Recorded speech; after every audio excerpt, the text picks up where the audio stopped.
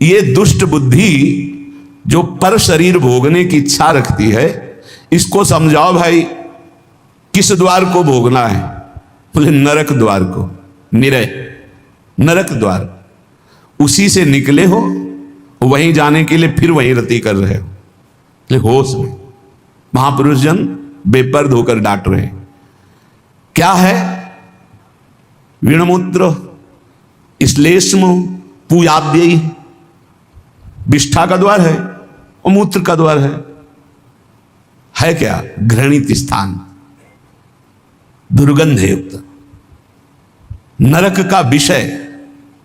इसलिए भाई पूर्ण गति करणे, कान खोल के सुन लो।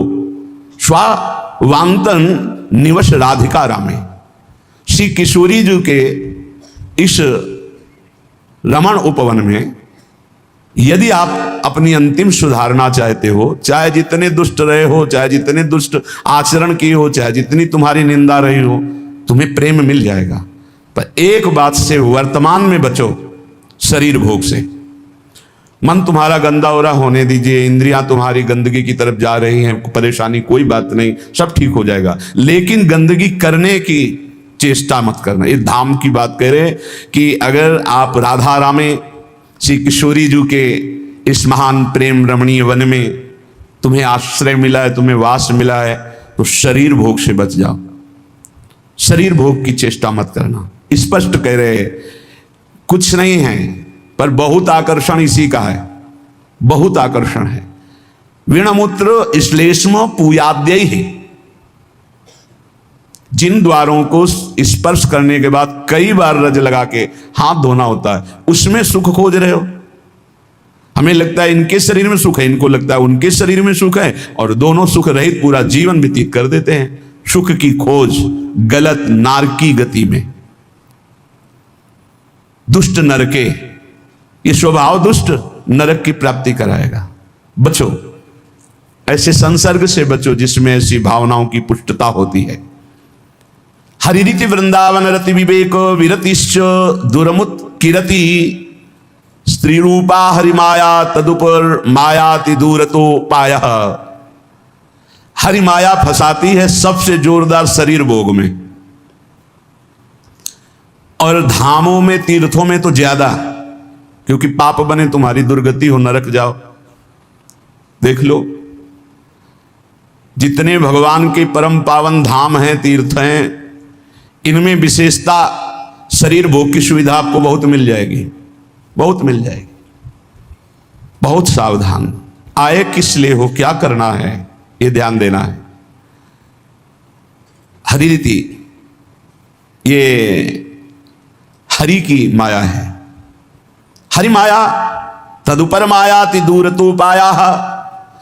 ये भगवान की भक्ति में, भगवत प्राप्ति में, भगवत धामों में, भगवत तीर्थों में सर्वत्र पाई जाती है, क्योंकि हरि की माया किसी और की नहीं कि आप प्रवेश नहीं कर सकती। ये तो दिव्य वृंदावन में प्रवेश नहीं कर सकती। प्रगट वृंदावन में खूब धूम है, हरिद्वार चले जाओ, काशी चाहे जहां चले जाओ, ये तो खूब देखा है।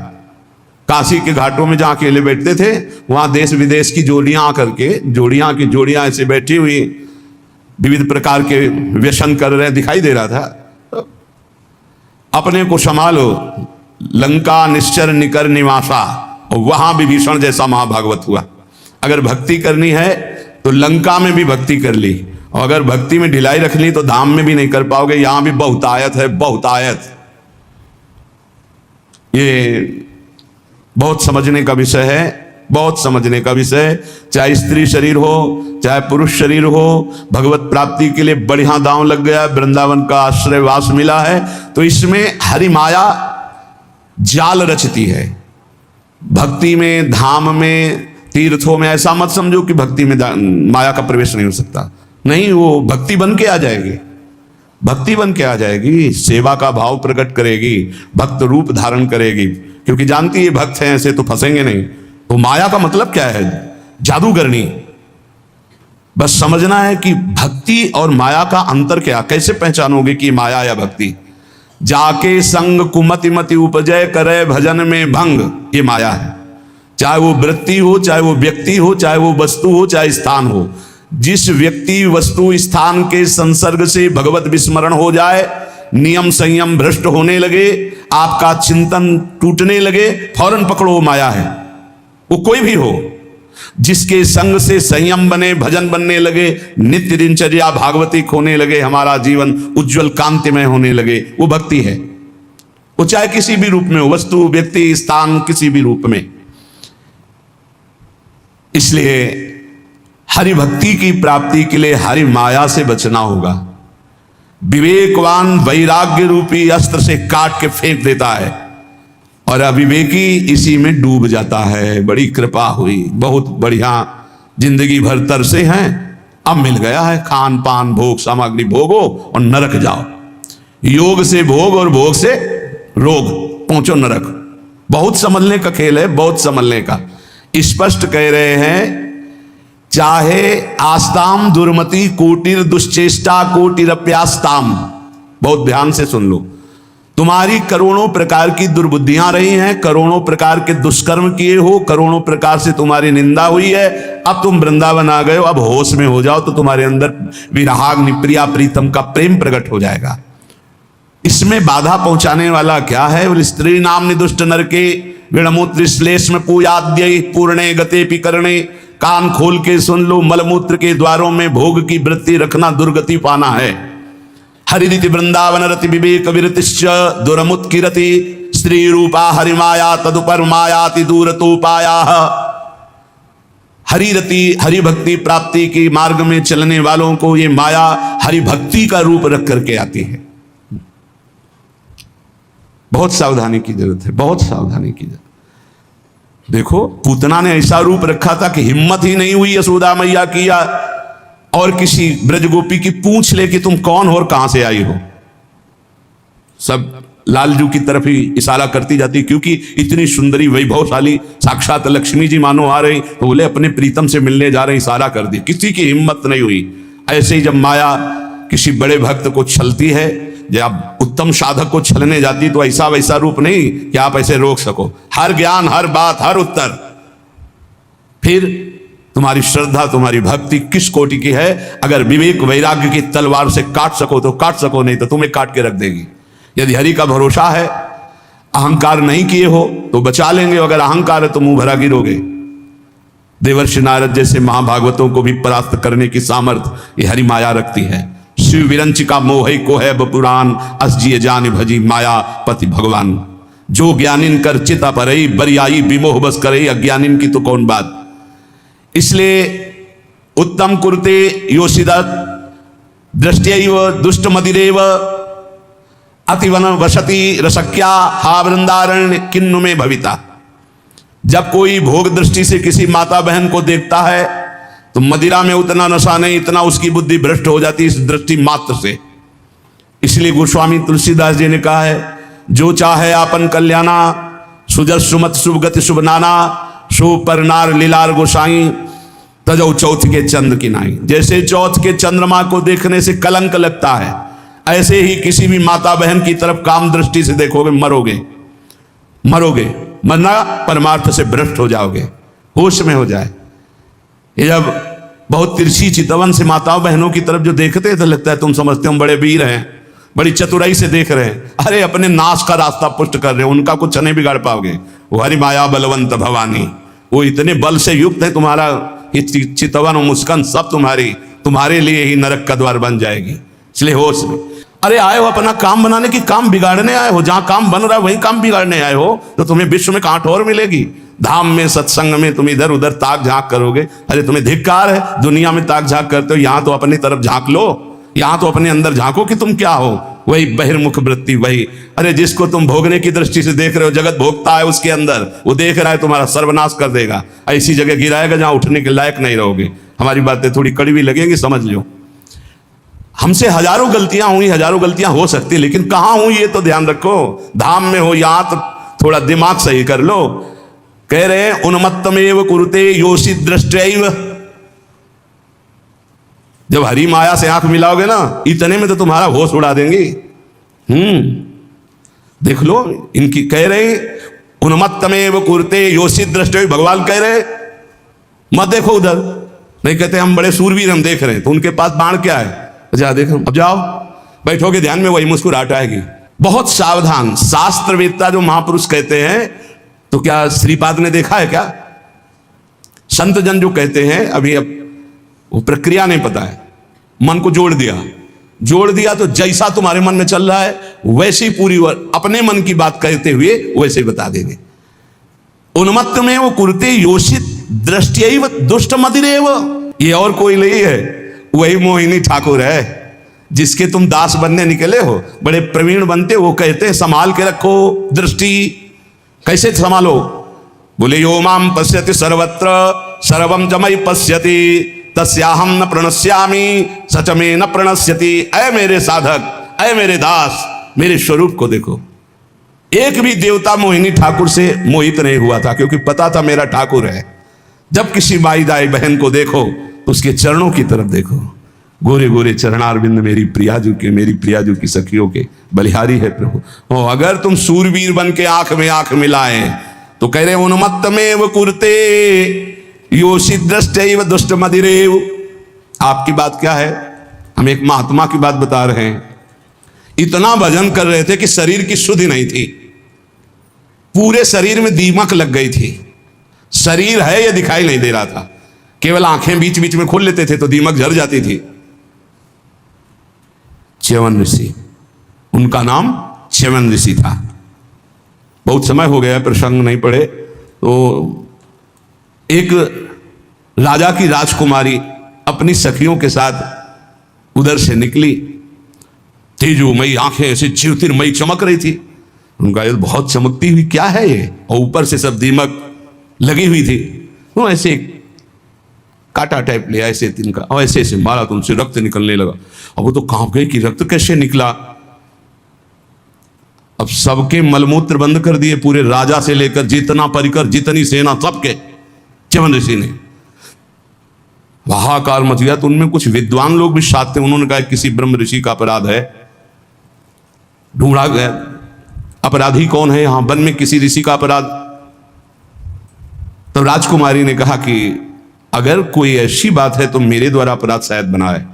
एक दीमक का पिंड जैसा था, उससे दो ज्योति जगमगा रही थी और हमने उसमें, तो उससे रक्त सारे। बोले च्यवन ऋषि का ये पूरा क्षेत्र है, कहीं ऐसा तो नहीं किया च्यवन ऋषि को तुमने?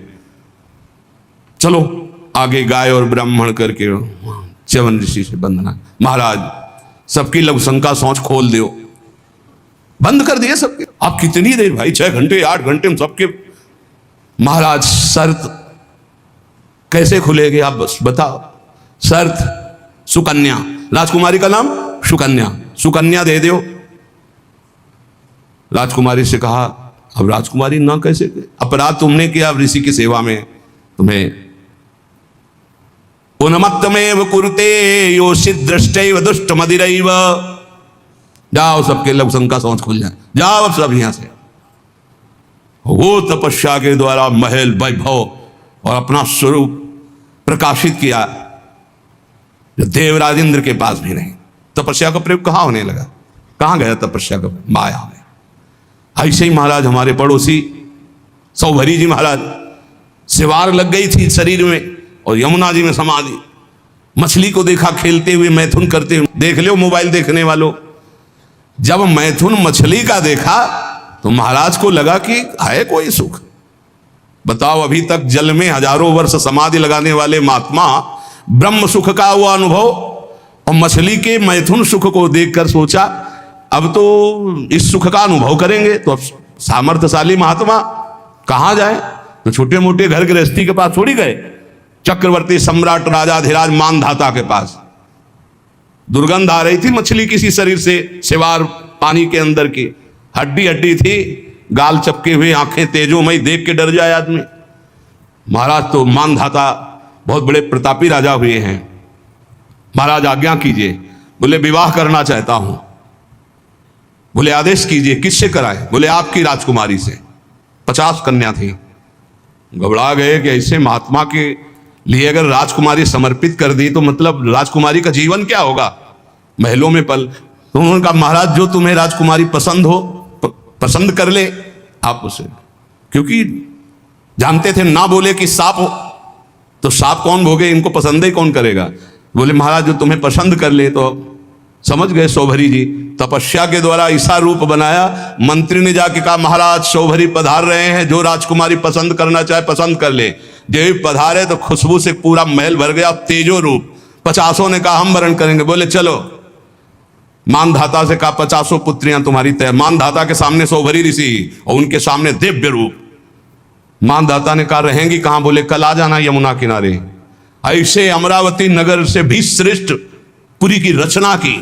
सेवा खाती घोड़ा रत्न वैभव सब। 50 से 500 हो गए धीरे धीरे। तो जब बैठे थे अगल बगल छोरी छोरा खेल रहे थे, तब उनको ध्यान आया इन्हीं से बचने के लिए तो यमुना में समाधि लेते थे। तब उन्होंने एक श्लोक गायन किया, संगम त्यजेत मिथुन व्रतिनाम मुमुक्षु सर्वात्मना न विसजेत बहिरेन्द्रियाणि एकश्चरण राश्चित्त मनंत से युंजीत तद व्रतिषु साधिषु चेत प्रसंग। ऐ मोक्ष धर्मावलंबी साधु, कभी किसी जीव को मैथुन करते हुए मत देख लेना ना, जिसे हमारी दुर्गति हुई तुम्हारी पक्की हो जाएगी। मोबाइल वाले, क्योंकि ऐसे थोड़ी जल्दी सहसा दृष्टि नहीं जाएगी, पर मोबाइल में एकांत में चली जाएगी, चिटकिनी बंद। बोले क्या? बोले हमारा एकांत भजन का समय है। अब सर्च करके जो देख रहे हैं तो वो तुम्हारा सर्वनाश कर देगा। मछली की क्रीड़ा से मेरी ये दुर्गति हो गई। बोले तुम्हारी क्या होगी? इसलिए संगम त्यजेत मिथुनम व्रतिनाम मुमुक्षु, जो मैथुन धर्म से युक्त प्राणी, इनका संग त्याग दो, इनका दृश्य मत देखो, इनका संभाषण मत सुनो। सर्वात्मना न विसजेत बहिरेन्द्रियाणि, इंद्रियों को खुला छूट मत दे दो, अंतर्मुख रखो, एकस अकेले रहो। चित्त मनंत से, चित्त को ईश्वर में सदैव लगाओ। अकेले का मतलब आंतरिक वृत्ति से।